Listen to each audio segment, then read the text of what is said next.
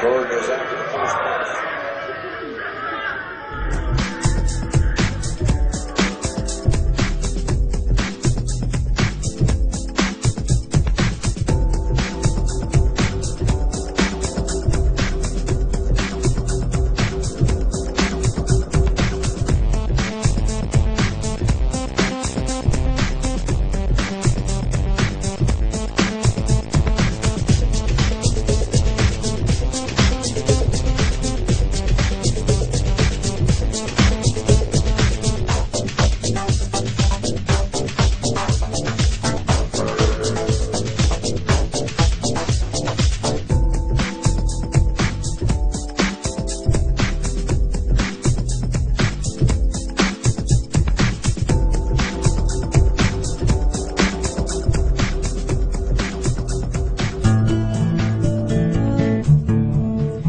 Maybe your first experience of putting money in the bank wasn't quite as heartwarming as this, but odds are, years later, you still refer to the balance showing on your bank account as being your money in the bank.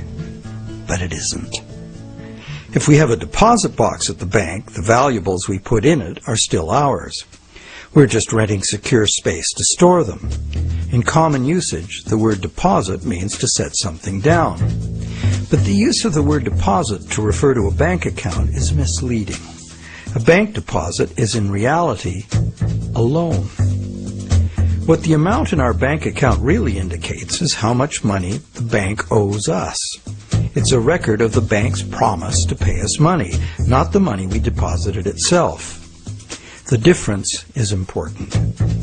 The truth is, when we hand the contents of our piggy bank to the bank teller, our money becomes the bank's money to do with as it pleases. All of the money in the bank is the bank's money. None of it is ours. That's why the bank pays us interest. We have loaned the bank our money. This may seem to be a semantic distinction. We know we can go to the bank at any time and take our money out in cash if we want to. But the distinction is not semantic, nor is it trivial. The distinction is crucial. What happens in banking affects everyone, and yet few of us know anything at all about how banking really works. The entire world economy now runs on a system of credit provided by banks, and when that credit system breaks down, everyone suffers.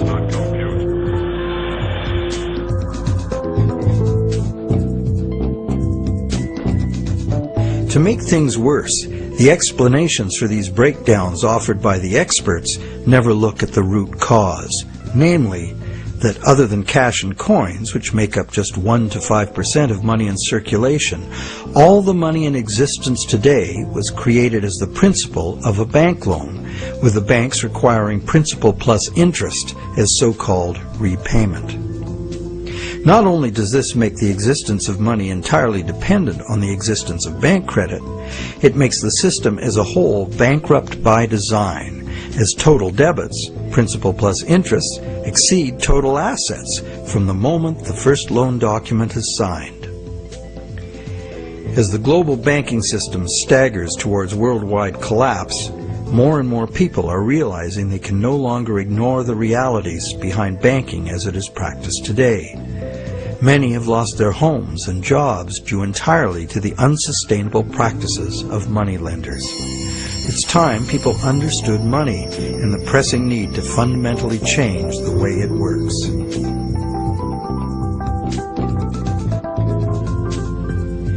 Clarifying what the words used in banking really mean is the first step. Now that we know that a deposit is, in truth, a loan to a bank, the next question is, what is a loan that we take out from a bank? When we sign for a loan, we give the bank a pledge to pay the amount of the loan plus interest. In return, the bank credits our account in the same amount as this so-called loan. While we speak of the bank as having put the loan money into our account, in reality, the only thing the bank puts into our account is its promise to pay the money. What has actually happened is an exchange of promises. Neither party has delivered anything to the other except matching pledges of debt. So who is the borrower and who is the lender? The terms loan, lender, and borrower are all misleading. The truth is that the two parties have traded promises to pay and in the process created something called bank credit or checkbook money that can be legally spent as money. Bank credit can be spent because we, in our innocence, notice that each time we deposit into our account, it increases our balance by the same amount. In fact, unless we put something in, our account will be empty. Thus, it's a natural assumption that money in an account is money someone put in. The account is a promise to pay, not the money itself. In fact, a promise always indicates the absence of the item promised. Otherwise, why does it need to be promised? Now, because all bank accounts are just promises to pay, the bank and the borrower can simply exchange promises and, in the flash of a few keystrokes, a positive balance appears in the borrower's bank account without anyone putting existing money in. Now you know the real source of what we call a bank loan.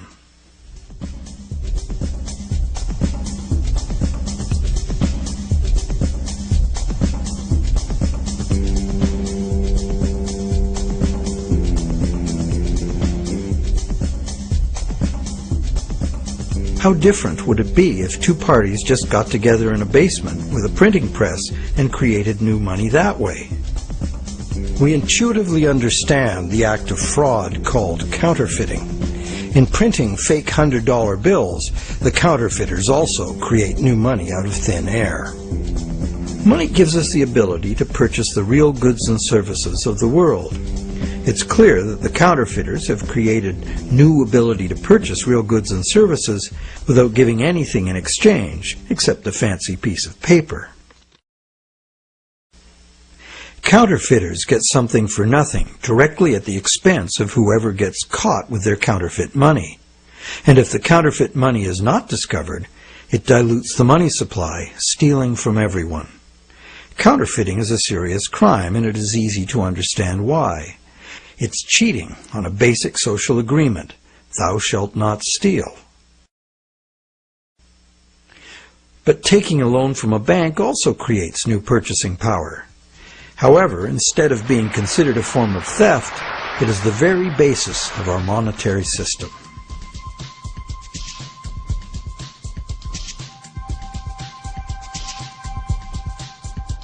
How did one form of creating money out of thin air become a crime and the other become standard business practice and the source of almost all our money?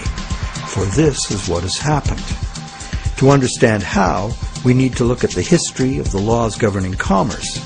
But before that, we need to understand the logic of the loan process itself.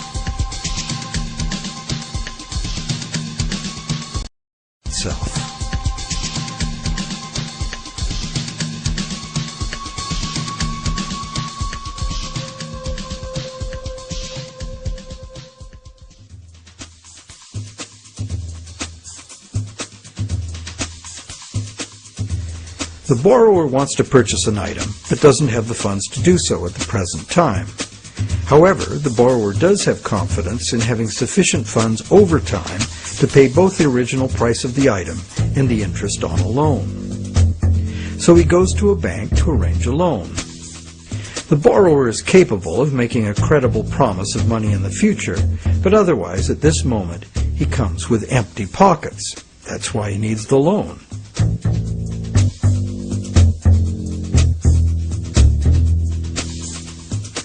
We're probably all familiar with what happens next. The bank gets the borrower to sign an agreement in which the borrower promises to pay the bank the amount of the loan plus interest, or, in default, surrender to the bank the object that is to be purchased with the loan. This is done countless times every day all over the world. But there's a problem. How can the borrower pledge as collateral something that the borrower does not yet own? If I wanted to borrow $10,000 from you to go on a luxury cruise to Europe, would you accept my neighbor's car as collateral?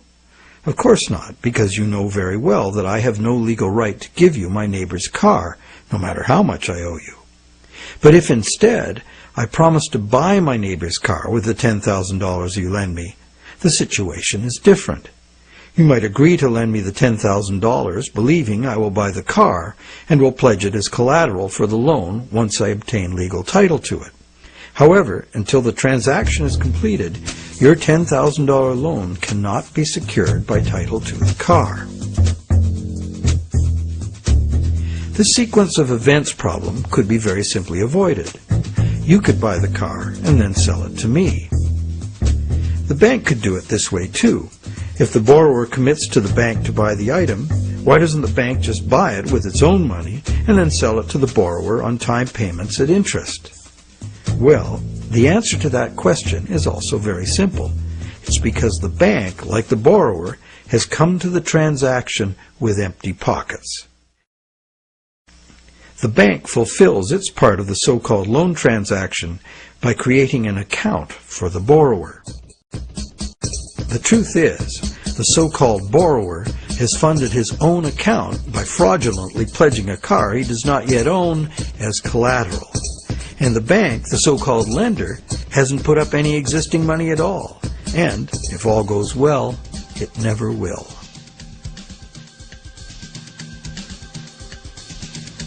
The borrower believes the new numbers in his account now represent his money in the bank. He, like the rest of us, doesn't understand the difference between existing money and a promise of money. If you can spend it, what does it matter? So now the question is, will the seller of the item accept the bank's promise to pay? While some people may hold out for cash, most will say yes to a check or an electronic funds transfer from the buyer's bank. Why? Because the seller knows from experience that she can deposit the check at her bank and it will increase her account accordingly. So what happens next?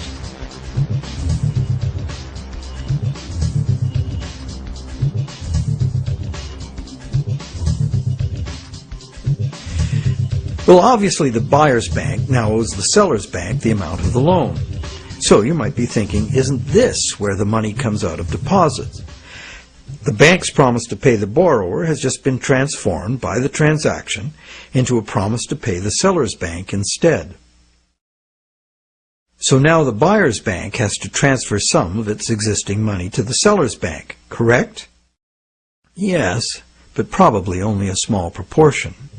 And over the long term, as long as the bank gets its fair share of deposits, the net amount of existing money the bank needs to cover its loans can theoretically be zero. How? Well, imagine first that the seller has her account at the same bank as the buyer. She deposits the buyer's check into her account. All the bank has to do to complete the transaction is reduce the buyer's account by the same amount it increases the seller's account. As both accounts are just promises, no existing money is involved in doing this. What is the end result? The bank has created bank credit for the borrower to the sum of $10,000. The borrower has bought the car that existed in the world of real things, and the seller now has that bank credit of $10,000. Thus, a brand new claim upon $10,000 worth of real goods of value was accomplished with absolutely $0 of the bank's or anybody else's money. On top of that, the bank gets to have all this so-called money paid back by the borrower's honest toil, plus interest, or the bank gets the car. Magic like this is usually seen on stage. So now let's examine what happens if the seller deposits her check in a different bank. Won't that require a transfer of existing bank funds from the buyer's bank to the seller's bank? Perhaps, but it will almost certainly never be anywhere near the whole amount because, in effect, the banking system functions as one bank. To illustrate, let's add another transaction to this scenario. That same day, the seller's bank made a similar loan to a little old lady who bought a mega home theater system. The electronics store deposited her check at their bank. The electronics store's bank made a similar loan that was deposited at the original borrower's bank. And when all the various balances were settled, the banks didn't owe each other anything. And even if there were differences, they would have been just a small portion of the total credit created. So, at this point we can say that although banks don't actually lend out their depositors' money, as most of us imagine, they still need deposits to make loans. This is because banks need incoming credit from other banks to offset their own credit being deposited at those banks. As long as banks keep their outgoing credit balanced with incoming credit, they are free to make new loans and thereby keep creating brand new credit money. None of it will ever have to come out of the bank's pockets. The bank is free to invest its own funds in corporate and government bonds and whatever other instruments their charter allows. If one draws a diagram of it all, it looks like this. The interest governments and corporations pay the banks on their bonds is paid by us. We pay it as a portion of our taxes, and we pay it in the price of all the goods and services that we buy. And there is another thing passed on to us as well, and that's the risk that the bank will go broke and not be able to honor its promises to pay. Now you may wonder, how can a bank go broke if it doesn't put any money up in the first place? What have they got to lose? The answer to that question is that banks differ from counterfeiters in that the banks are legally allowed to create new money, but only by certain rules of accounting. Banks can only create money by entering a borrower's payments and collateral as an asset on the positive side of the ledger, balanced on the negative side by the loan, or what the banks call the deposit liability created by the bank. When the borrower defaults on the payments, the asset pledged as collateral is seized by the bank and sold. In a declining market, when repossession is most common, the new lower value of the asset doesn't cover the bank's liabilities, which were based on the previous higher value. This shows up as a loss on the bank's books. When foreclosures are rampant, as in a collapsing real estate market, much of the value of the bank's collateral simply evaporates as home prices drop, exposing the bank to huge losses. In truth, it's all just numbers, created out of thin air. But banks must adhere to the dictates of these numbers, and the consequences of bank arithmetic gone wrong can include economic standstill, social disintegration, total financial chaos, lawlessness, starvation, and war.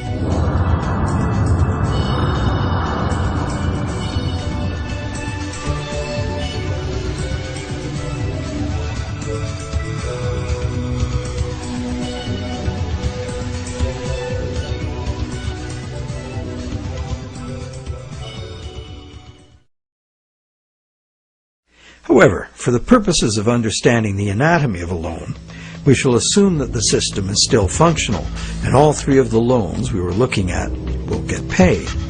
The end result is that not $1 of existing money has changed hands.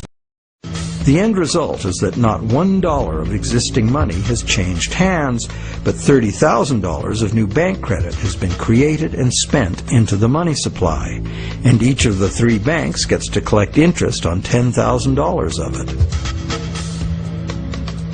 Is creation of this brand new $30,000 really an act of fraud, like counterfeiting? The obvious difference is that the banking system is legal, regulated by government and disciplined by the courts to follow the rules of accounting. Another difference is that there is no obvious victim, like the person getting caught with a counterfeit bill. Banks argue that the buyer and the seller both got what they wanted and agreed to, so where is the fraud? And if there was a fraud, who lost out? Well, to determine that, let us list who got what out of the deal. The borrower got the item he desired on terms he willingly agreed to. He may curse his decision later as he struggles to make the interest payments, or he may live happily ever after, thankful he got the loan. The seller got an increase in bank credit, which she's been conditioned since childhood to think of as her money in the bank. She's confident that she'll be able to spend it in turn, and she will. So, as far as the seller is concerned, she's been paid in full. She's happy. So who, if anyone, suffered as a result of the deal? Is there another party to this transaction we've overlooked? Well, there's also the bank that gets to collect interest on a promise to pay money. That's the business they are in and usually do very well by. And anyone else? Well, where did the car come from? It came from the world of real things. Natural resources, energy, and labor were expended to produce it.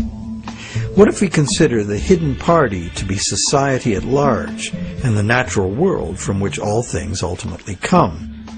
Because the brand new bank credit money didn't just sit there, it got spent into the general circulation in the real world.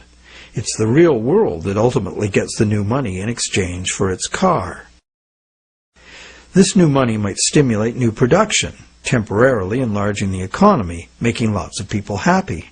In fact, it often does, as most bank credit comes into being as a home mortgage, stimulus for the residential construction industry, a big provider of good-paying jobs. However, after its initial productive use, this newly created money will basically just dilute the money supply, reducing money's purchasing power by a very small amount. So, in contrast to counterfeiting, where the loss occurs to a specific victim, here the loss is borne by us all, because the real substance of the loan, the car, was extracted from the economy at large by a slight loss in the value of everyone's money.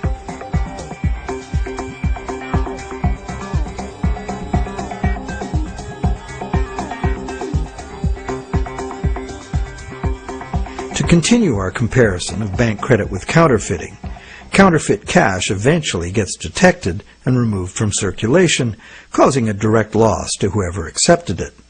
There is, of course, no guarantee of how much will be detected, nor any prescribed schedule for its removal. Bank credit is also removed from circulation over time because, as bank credit is paid back, the principal part of every payment is extinguished. Now remember that almost all the money in existence today is bank credit. Therefore, almost every dollar that passes through our bank accounts has a scheduled appointment to one day be paid as a principal payment on a bank loan and cease to exist.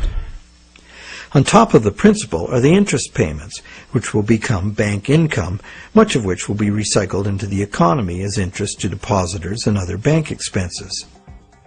So it's not immediately apparent that there's a loss to someone as a result of bank credit being withdrawn from circulation the way there is with counterfeit cash. But if we look closer, we find an interesting situation.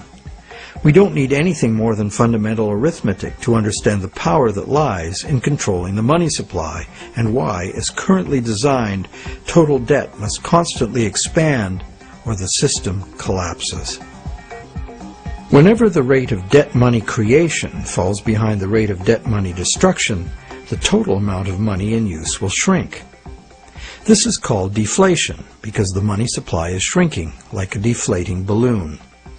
The result is less money relative to the goods and services available.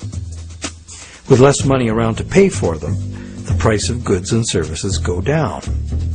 At first, this sounds like a good thing, and it could be, if money were not created as debt at interest. For anyone not in debt, deflation would be like a general dividend on money, paid in goods and services of our choice.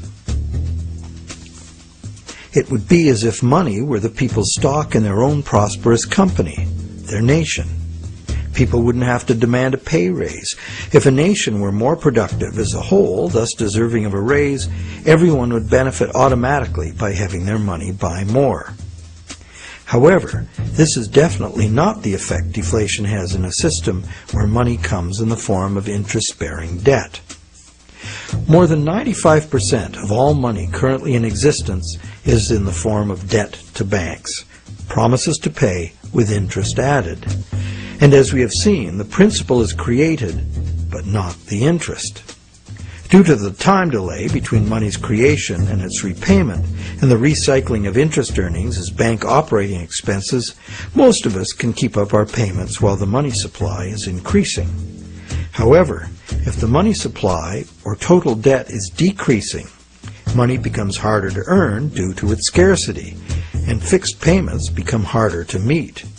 For those heavily in debt, the money shortage can become catastrophic.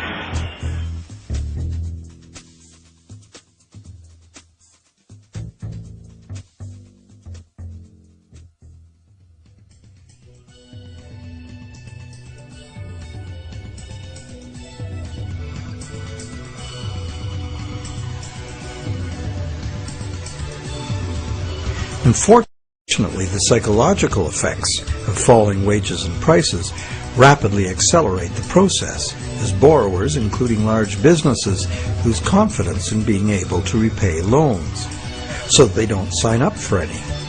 And without new loans to replace old loans, the money shortage rapidly gets worse, resulting in a decrease in jobs and purchasing power, even in the midst of abundant resources and productive capacity. This dismal spiraling math makes mass foreclosures inevitable. Prices plummet as no one wants to spend their money. Shrinking values destroy the value of loan collateral, causing banks to write off huge losses. Some even close their doors. Consumer and business confidence is lost. Rampant economic and social dysfunction follows.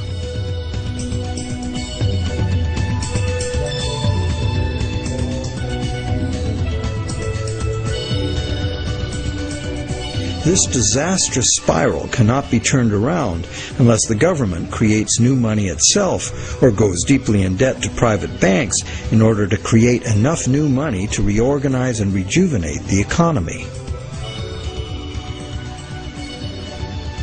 The most familiar example of this is the stock market crash of 1929.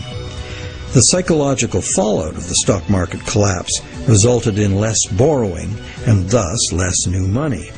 The Federal Reserve did nothing to correct the resultant deflation, and by 1932 the money supply had been reduced by a third. Countless people were evicted from their homes because the money to make their mortgage payments simply ceased to exist. Then, in 1932, Franklin Roosevelt became the U.S. President. Roosevelt's New Deal set out to restore the economy by restoring the money supply. To counter the money shortage, Roosevelt borrowed from the private banking system. Factories started hiring again. But only when the war arrived, there's suddenly no shortage of jobs or funds available to do what was necessary for the war effort. It was the money expended on World War II that ended the Great Depression. The war also resulted in 50 million deaths worldwide and led to a new hostile international balance of power with its attendant arms races, mounting debts, and sweeping social and technological transformations.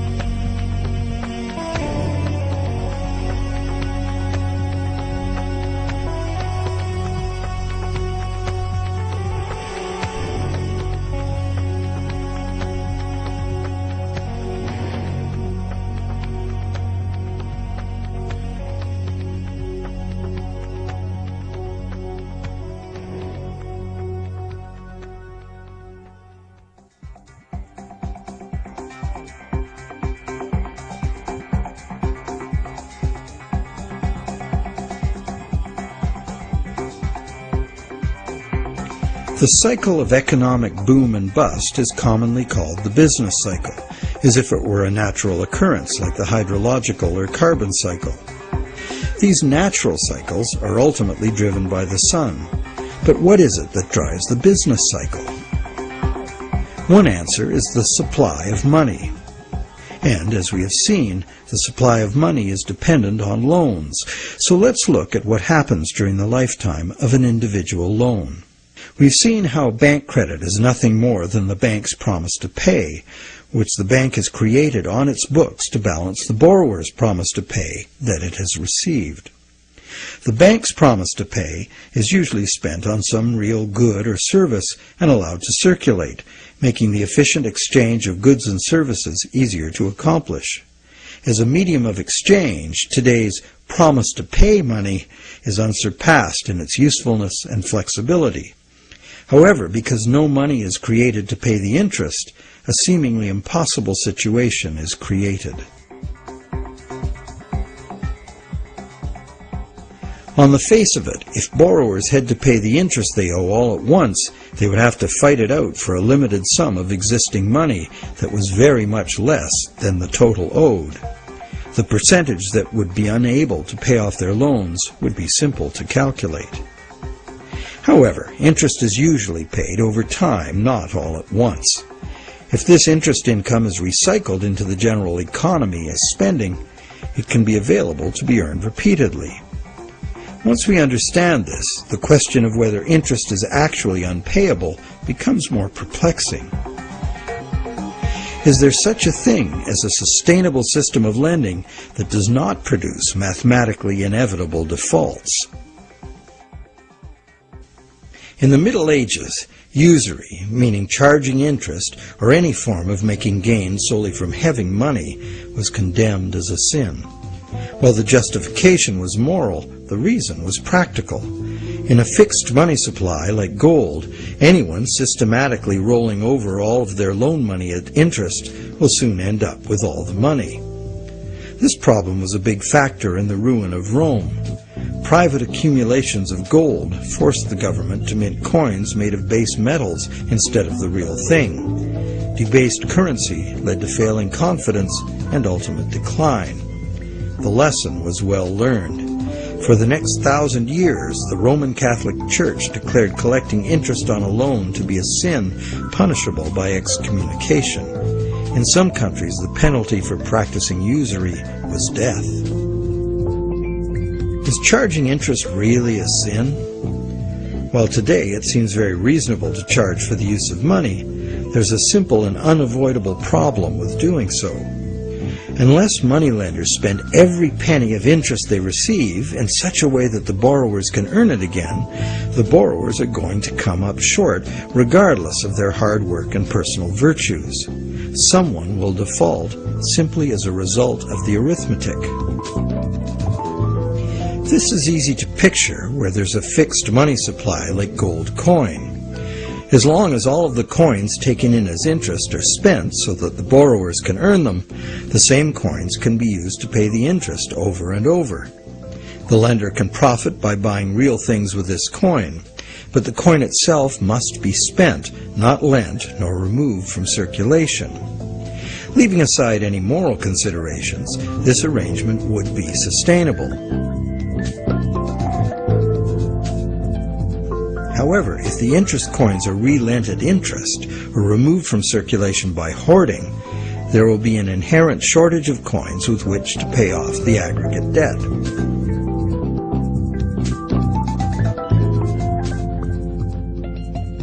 The situation is essentially no different in our current debt-based system. As we have seen, nowadays virtually every dollar comes into existence as debt, with a scheduled appointment to be extinguished as a principal payment on the loan that created it. Thus, for all borrowers to be able to make their payments of principal plus interest, two things must be true. The dollar created as the principal of the loan must be available to be earned by the borrower in order to make the principal payment that extinguishes that dollar. And every dollar the borrower pays to the bank as interest must also be available to be repeatedly earned by the borrower so that it can be paid as interest again and again. There is a common theory, undoubtedly popular with lenders, that because the banks spend their interest earnings as operating expenses, interest to depositors, and shareholders' dividends, there is in fact enough money released back into the community to make all payments. However, like the idea of absolute shortage, this is an oversimplification. Picture what happens if someone else, such as you or I or an institutional non-bank lender, obtains this dollar and then lends it out at interest. Well, now that same dollar is simultaneously owed to two lenders and has two simultaneous interest charges attached to it. In addition, if this dollar is loaned, repaid, and reloaned by the secondary lender, it is not available to pay off the principal of the loan that created it, except as another loan. So, can we borrow from Peter to pay Paul and borrow from Paul to pay Peter? This gets interesting. We can. However, each time money is borrowed, there's an interest charge added that also must be paid. If all added interest charges can be earned, all payments can be made. On this basis, many economists and defenders of the current system claim there can never be a shortage of money and all payments can be made. But this seems to be a false assurance. For instance, if secondary lenders capture some of the money needed to retire the loan that created that money, the original loan can never be retired. The deficiency will have to be borrowed over and over forever, each time at interest. Each deficiency will be cumulative, adding to an ever-building total of debt that can never be paid off. And it stands to reason that for each added interest charge in the system as a whole, something extra is demanded of the system as a whole to pay for it.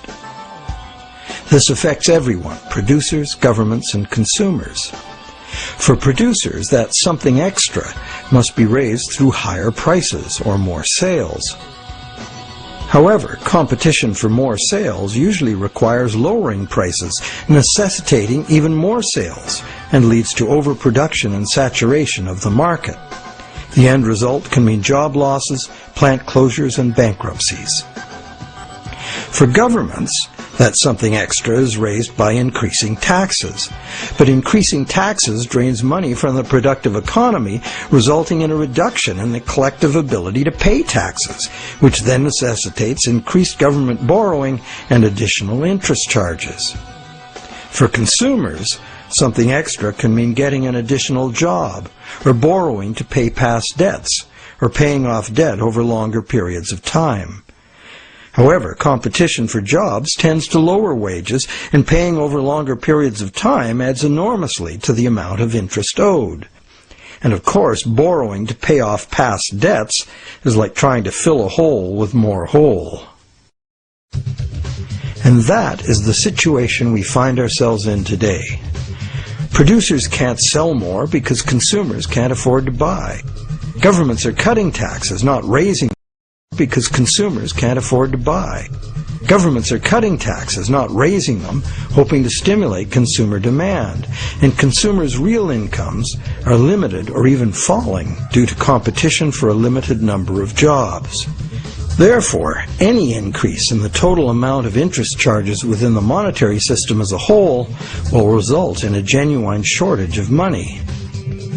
This is because the real productive economy is limited by the availability of nature's resources. The productive economy exists to serve actual needs. It simply cannot keep pace with the demands of the artificial financial economy, which has an unlimited appetite for profit, and which operates with no regard for the natural limitations of the real world.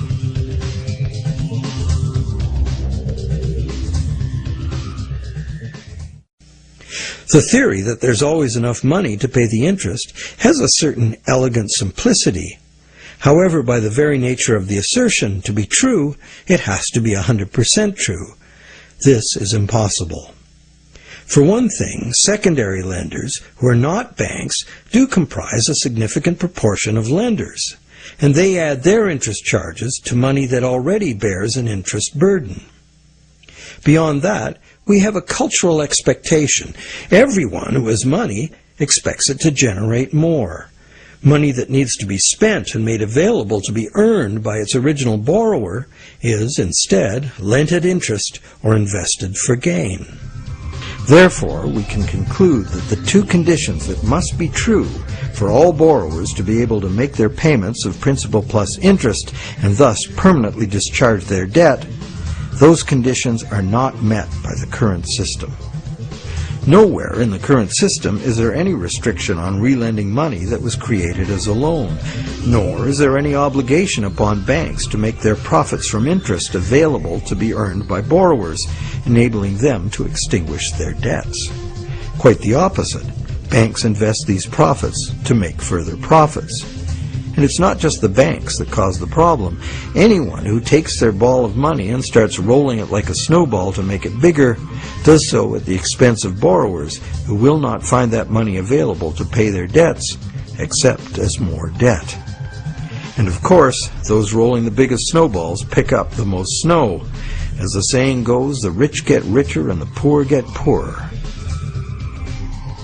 Money needed by borrowers in the lower realms of workaday productive economics moves upstairs to play in the casino world of abstract financial profit, and that's a world where transactions are little more than gambling on numbers in an effort to achieve higher numbers. They have little or nothing to do with providing the necessities of life.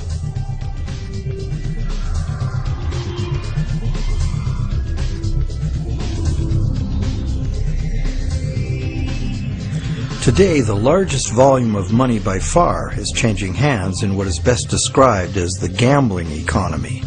The foreign exchange markets, the derivatives market, and the rest of the financial instruments being played by banks and investment funds for as much profit as possible. For example, the volume of trade on the world's foreign exchange markets in just 1 week exceeds the total volume of world trade in real goods and services during an entire year. This money is in continuous play by speculators looking to make windfall profits on currency fluctuations. It exists, but only in the gambling economy. So how unpayable is the ubiquitous interest burden in actual fact? That could only be determined with certainty by tracking all the money in the world. With over 6 billion people earning, spending, borrowing, and lending, the world's money flows are at least as complex as the flows of the ocean. They are impossible to know. But the direction is pretty clear and simple, and it's the same old story. The rich are taking increasingly more money into the gambling economy, where ordinary borrowers have almost no chance to obtain it. And the only way the system can stay solvent is to create more money. And as money is created as debt, the only way to create more money is to create more debt in every way possible, including ridiculously easy credit for unqualified borrowers, massive government expenditures on security and war, and bailouts of insolvent banks.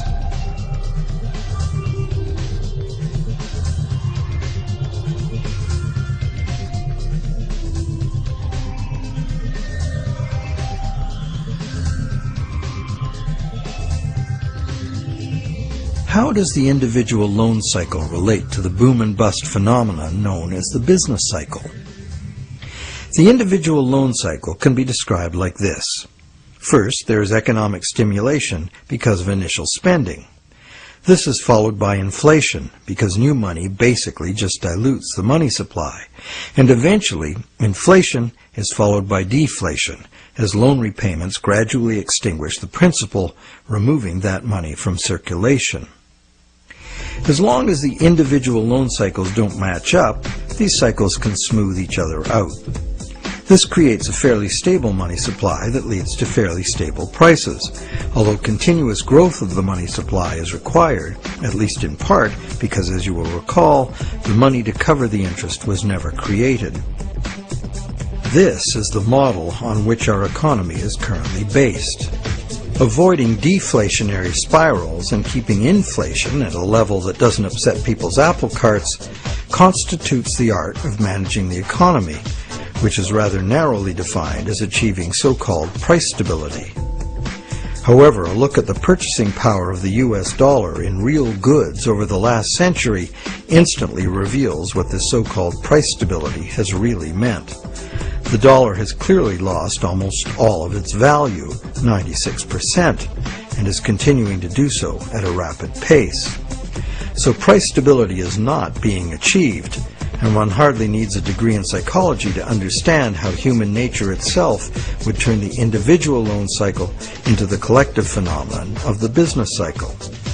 The simple reason being that if one person sees great prospects and is doing well borrowing and expanding, others would have the confidence to do the same.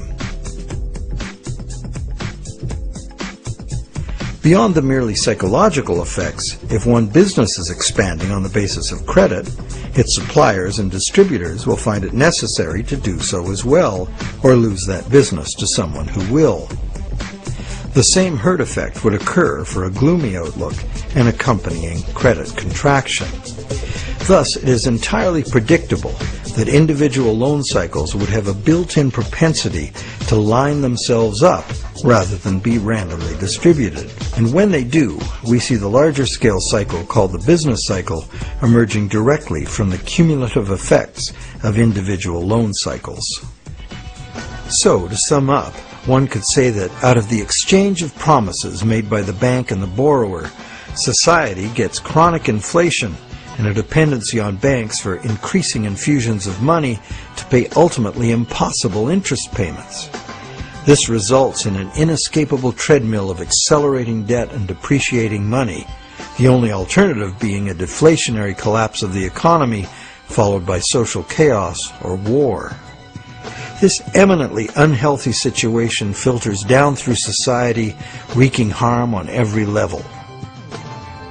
We are like addicts, but the fix is not more and more heroin, it's more and more credit money. And eventually, our collective ability to borrow and repay so much credit becomes exhausted. This then creates the need for constant expansion of credit into new markets, in essence creating a fiscal imperative to drive everyone in the world further and further into debt forever. In the United States, this constant debt expansion has led to a total credit market debt in 2008 of more than $53 trillion, which is about 5 times the total annual income of the entire country. So is the world at large happy about its end of the loan transaction? Probably not. But the world at large has very little awareness of where these problems originate, the elusive system of counterfeiting and hidden control that is modern banking. And how about the banks? How have the banks fared as a result of this system? Well, first, by putting up only a small fraction of the money they ostensibly lend, the banks have obtained a river of income from interest payments on consumer loans and mortgages. Second, by using their credit powers to acquire large portfolios of corporate and government bonds, banks collectively appropriate control over government and industry. And thirdly, due to the inevitable defaults and foreclosures, control over government and industry. And thirdly, due to the inevitable defaults and foreclosures, the banks gain legal title to a lot of real property the world over. And finally, if the worst happens, if borrowers default en masse, causing the banks large losses, the government is forced to rescue the banks with multi-billion-dollar bailouts to save the financial system. And what are these bailouts financed with? You guessed it, more taxpayer debt. It is really quite an achievement to pull this off, and without most of the victims even being aware of it. If you're now thinking there ought to be a law, well, there is. There's a whole body of law that makes all of this legal. So how did a system like this ever become the law? To answer that, we go back to England in the mid-17th century.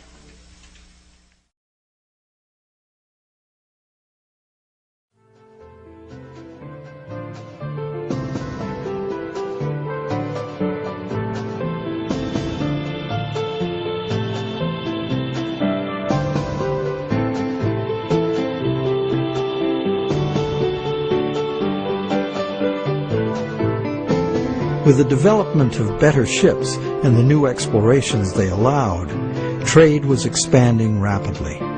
In order to carry out commerce, especially over great distances and lengths of time, written contracts were becoming more and more important and more sophisticated. Under English common law, it had long been established that a contract could only be enforced if something of real substance had changed hands. A transfer of goods or rights in property was the real stuff of the exchange, and that was what the court would evaluate for fairness, not just the words on the document. A contract under which there had been no exchange of consideration, meaning real goods or rights in property, was deemed to be empty and was therefore not enforceable by the court. So, a contract in which a borrower, say, pledged a car he does not own in exchange for a bank's promise of payment would not even qualify as a contract. No common law court would enforce it. As well, in the event of a dispute over a contract, under common law, only someone who had actually provided consideration to the transaction, in other words, only someone who delivered the goods, had the right to sue in court for fulfillment of the contract by the other party. This right was not transferable to a third party.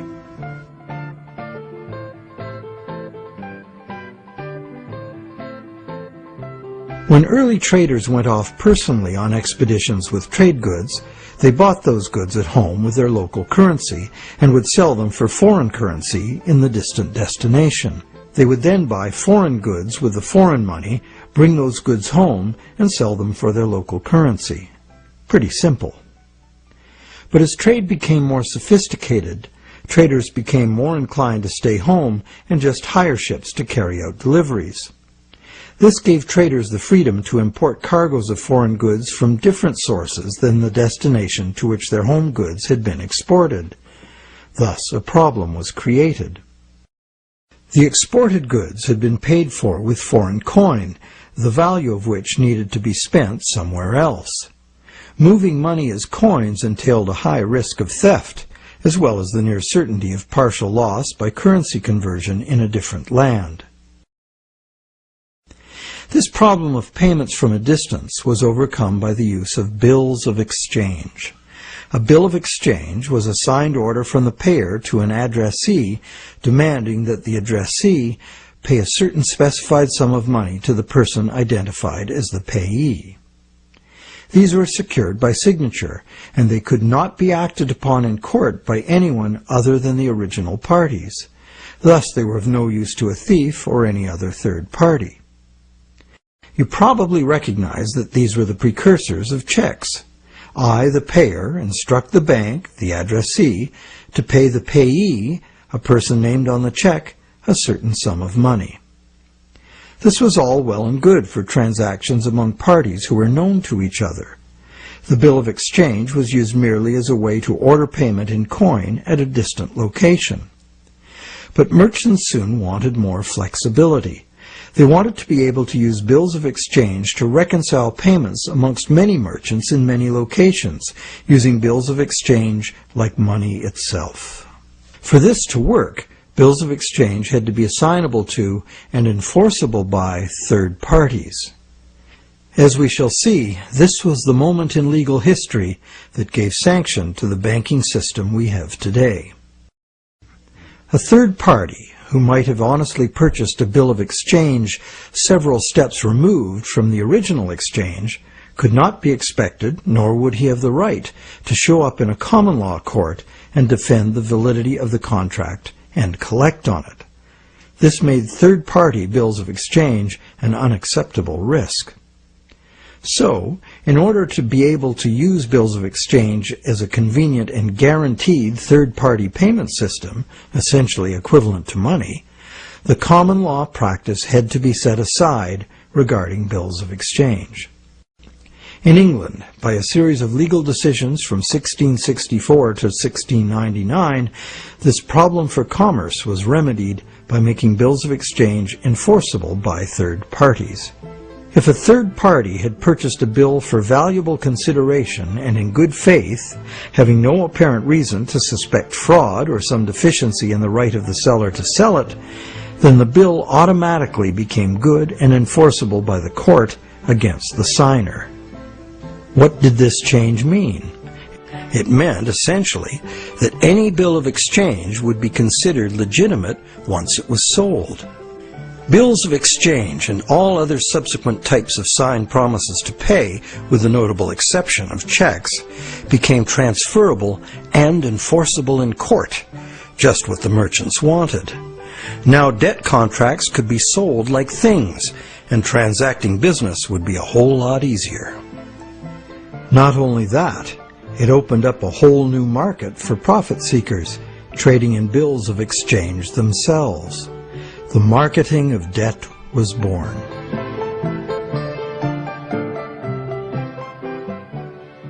The change in the law had another effect as well. It made it possible to trick or even force a person into signing a legally binding promise to pay, and then, if that promise were purchased by a third party for real consideration and in good faith, it would be enforceable against the signer in court. Ultimately, this became one of the foundational principles of the Uniform Commercial Code, which governs the conduct of business in the United States, and by extension, in most of the world.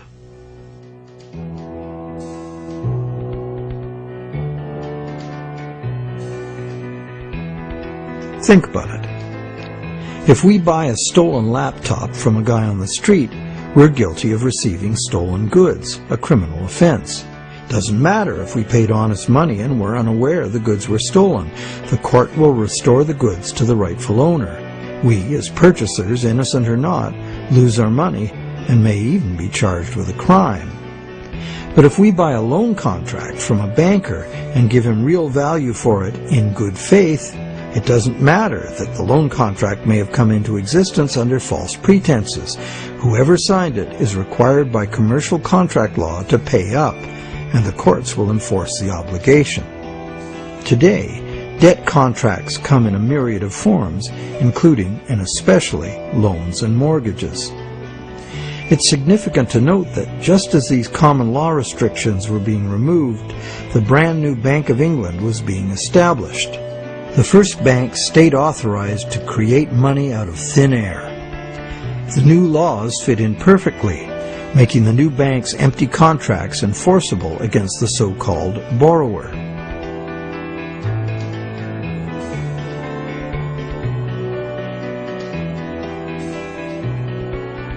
Those who have discovered the true nature of their own bank loans and have attempted to challenge the validity of their debt contracts in modern courts have discovered to their dismay that this commercial contract law is still the bedrock defense of money as debt.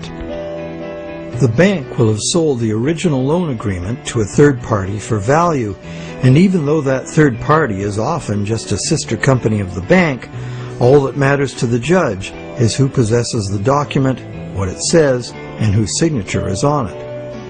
The bank's failure to inform the borrower about the true nature of the loan contract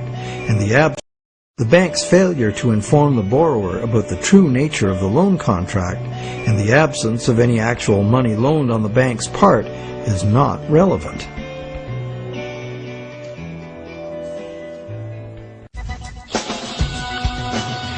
So, to conclude our investigation, it appears that modern banking practice rests on several distinct violations of common law, common sense, and natural justice. The first violation is the fraud the borrower commits by pledging as collateral property the borrower does not yet own. And the bank is complicit, as it knowingly accepts the fraudulent pledge as backing for the credit it creates. The second violation is the failure of the bank to disclose the true nature of the contract. The bank calls it a loan, leading the borrower to believe that he or she is receiving a loan of existing money. But the bank knows full well it has provided only a brand new promise to pay, simply typed in on a computer screen. A promise that the bank knows it will probably never have to fulfill. Thirdly, the loan agreement should be invalid, because impossible contracts are legally invalid. The bank is creating an impossible contract because the conditions required to guarantee that the borrowers have the opportunity to pay off the principal plus interest are not met. Unless the system enforces 100% recycling of both principal and interest, which it emphatically does not, some borrowers are going to default and lose their collateral simply due to the systemic shortage of money. The fourth violation is the violation of natural law by the law of contracts, which confers automatic legitimacy of title on any contract if the contract is sold to a third party for valuable consideration.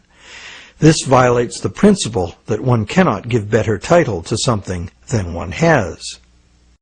But perhaps the biggest fraud of all is that most of the people who produce the real wealth of the world are in debt and at risk of losing everything they have worked for to bankers who fabricate money out of mere promises to pay. And where does this leave us?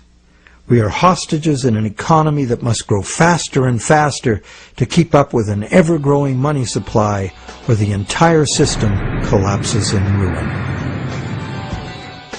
The money system as currently structured refuses to recognize that the real economy is limited by the capacity of the planet to provide the raw materials and waste disposal services the economy needs.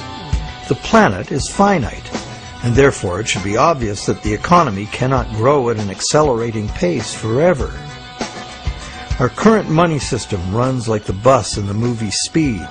It could not slow down, or the bomb planted on the bus would go off.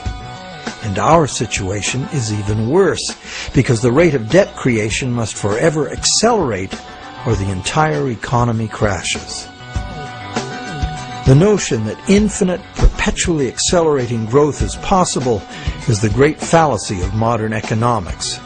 It is a fatal delusion born of greed.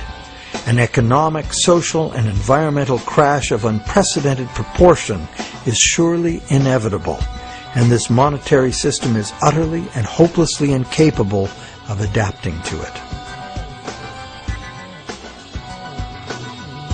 No wonder monetary reformers around the world insist that the entire monetary system needs to be rebuilt from the ground up.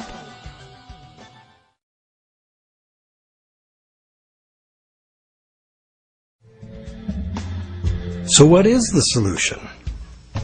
One idea many people suggest is to return to the days when money was backed by gold. Gold, they argue, is the true money because it's inherently valuable. The underlying principle here is that money should be a commodity that is valuable due to its scarcity, as gold is scarce. As a general rule, those who hold this view of money also believe that money should exist independent of government. Another school of thought, diametrically opposite, is that the creation of money should be the exclusive prerogative of governments.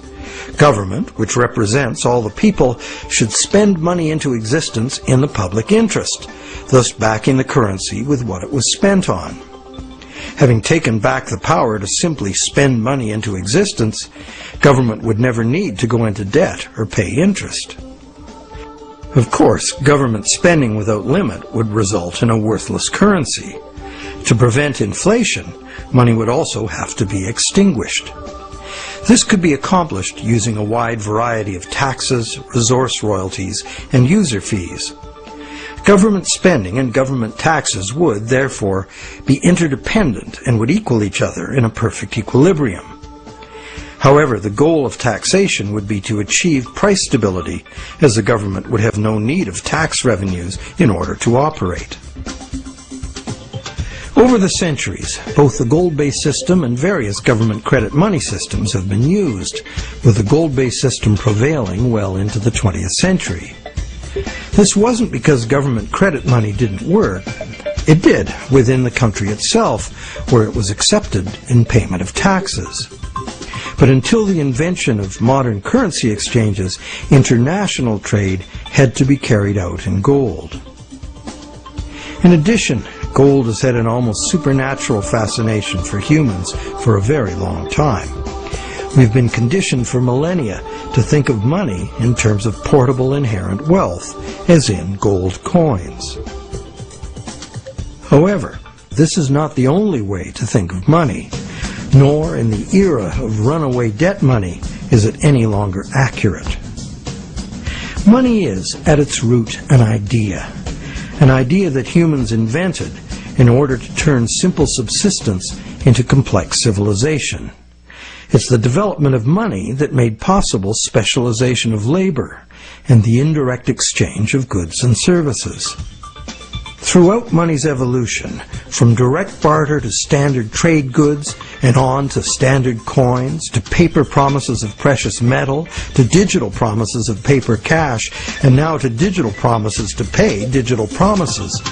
Throughout this long evolution, the prevailing idea has always been to achieve greater flexibility by using convenient and secure promises to pay instead of money itself. The problem with promise to pay money has always been that it provides a golden opportunity to cheat, to create more promises than there is real stuff to back those promises up. But is there a way to make the exchange of actual money just as convenient and secure as the promise to pay system? Now there is. Digital money, convenient and secure, is now a possibility because of new encryption technologies. It works like this. Imagine taking the serial number off a dollar bill and dispensing with the paper. What do you have? A digital dollar. A digital dollar that can now be electronically transferred around the world just as easily and securely as a promise to pay dollar. However, and this is the big however, the digital money, while being entirely electronic, is also like a metal coin. It can never be in two places at once. Thus, the multiplication of promises can be prevented by insisting on actual payment in cash, paper or digital. We don't even need to keep this digital cash in a bank, as it provides its own safekeeping and can be transferred by internet. And instantly transferable digital money could perform intelligent functions far beyond anything money has been capable of before. For instance, with simple math programmed in, money could be made to calculate its own value, eliminating human speculation, manipulation, and error. Wouldn't that be something? In the meantime, efforts are already underway to reform the monetary system through legislation. Initiatives like the Monetary Reform Act and the American Monetary Institute's Monetary Act have already been written, prescribing in detail how to return the power to create money exclusively to government, and thus limit banks to lending existing money, just the way most people imagine it works now. While differing in detail, all such reform proposals in whatever country they originate always advance the same simple idea. The benefits of money creation belong to the public. At present, money is created not for the benefit of society, but for the profit. At present, money is created not for the benefit of society, but for the profit of private banks. Banks like to create enormous amounts of money from our debt because the more we borrow into existence, the more interest the bank gets to collect, and the richer the bank becomes. In the process, the banks gain more control over everyone, individuals, industry, and government alike.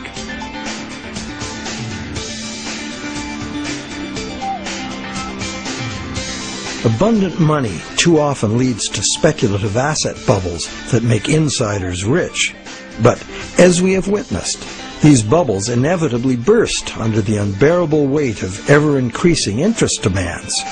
The losers are many, including governments.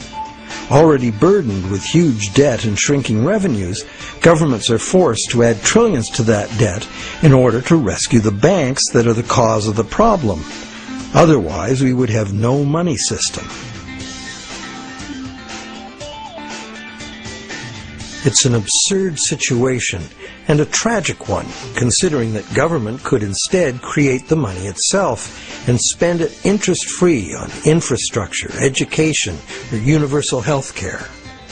And most of that debt-free money would enter the economy as wages, circulating through all levels of society for everyone's benefit.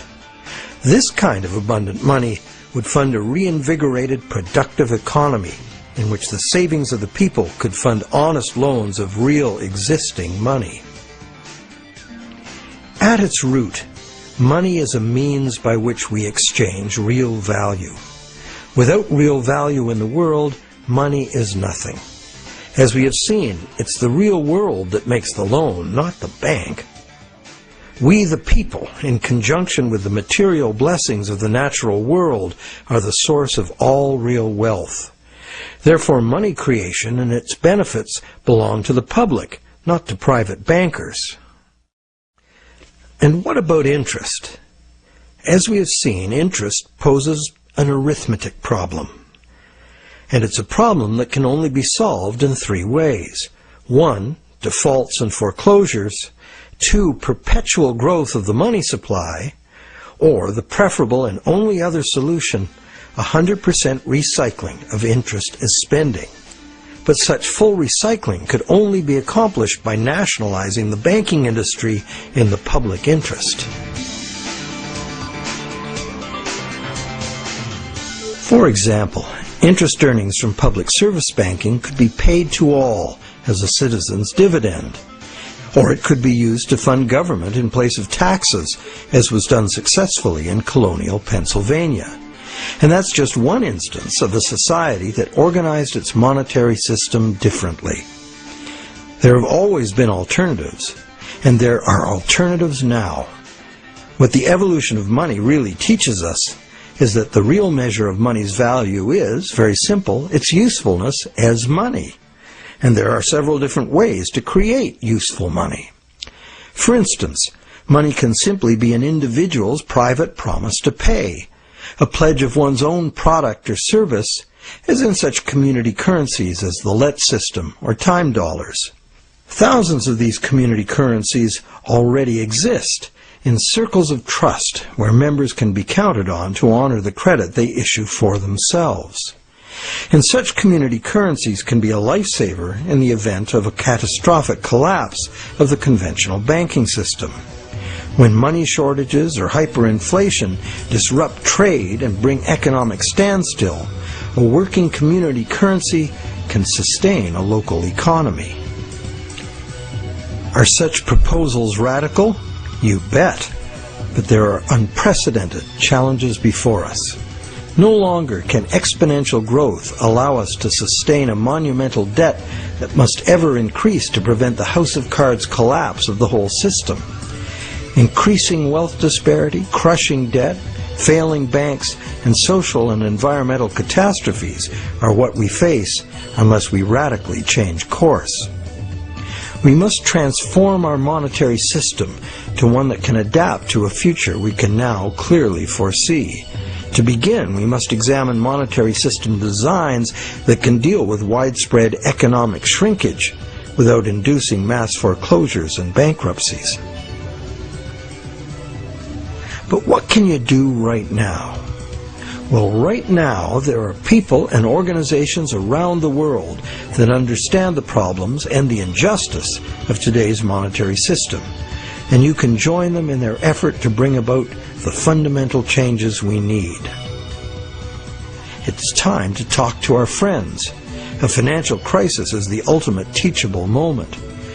When bankrupt banks have to be bailed out by the governments the banks were formerly lending to, the contradictions, the fraud, and the fatal flaws of the current system are laid bare for all to see.